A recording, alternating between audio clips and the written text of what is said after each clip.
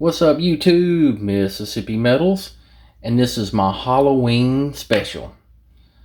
Just a warning, it may be kind of a long video, but I think if you bear with me, it'll definitely be worth your time.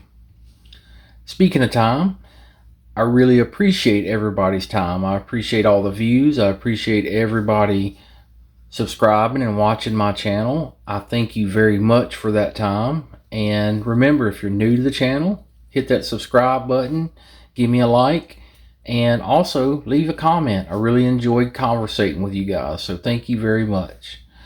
Alright, this is going to be my episode called Cursed Coins. That's right. And we're talking about the Judas silver. So we all know the story, right? Judas was an apostle of our Lord, and he was paid 30 pieces of silver by the Jewish leaders, the Pharisees, the scribe, the temple priest.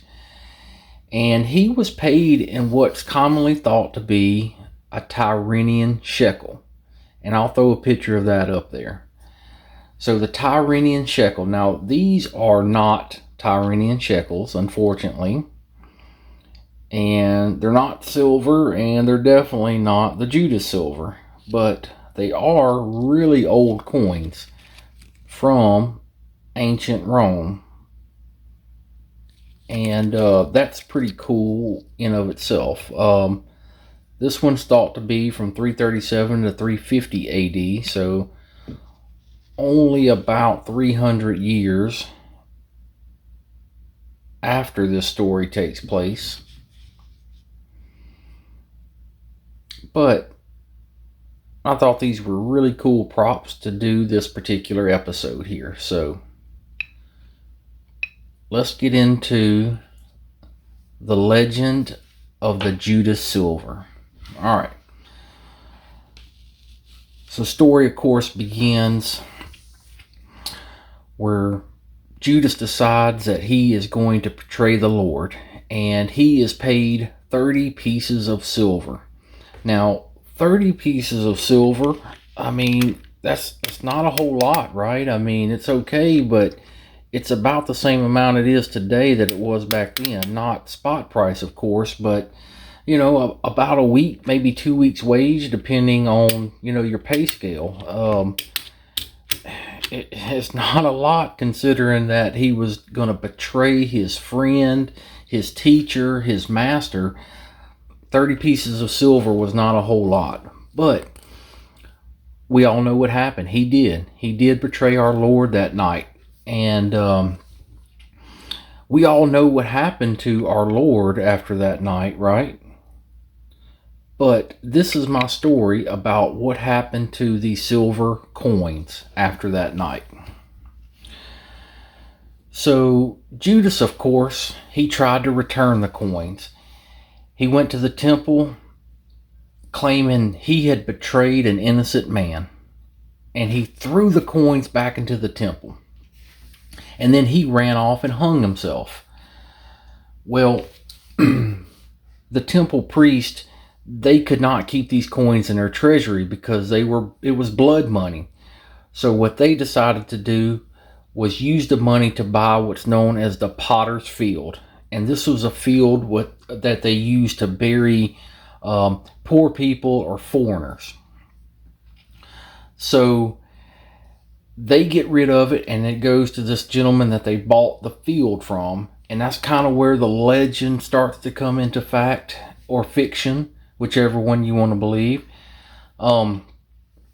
So a couple things about the coins. They were believed to be kept together in just a brown sack, and that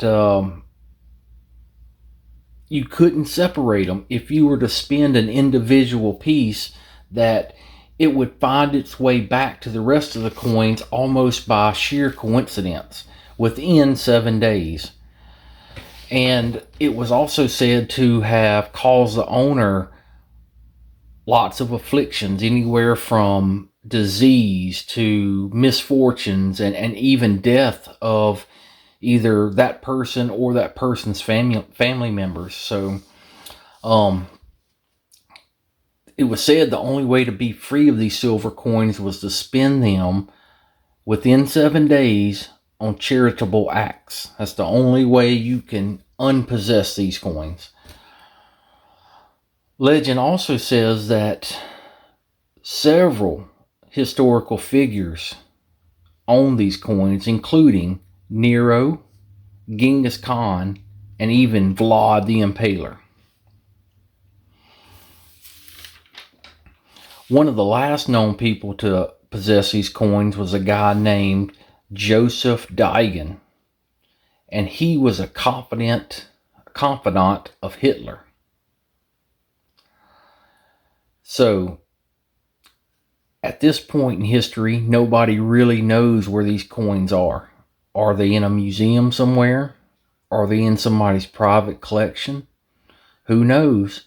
But if you're ever in a coin shop and you see 30 Tyrrhenian shekels all together, I would stay away from them, because it is said that if the Judas silver and the fourth nail of the cross ever come together, that a column of fire would come down from heaven and destroy the relics and the bearer of the relics.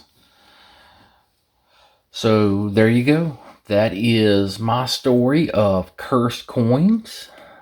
Happy Halloween, everybody. And don't forget, keep on stacking.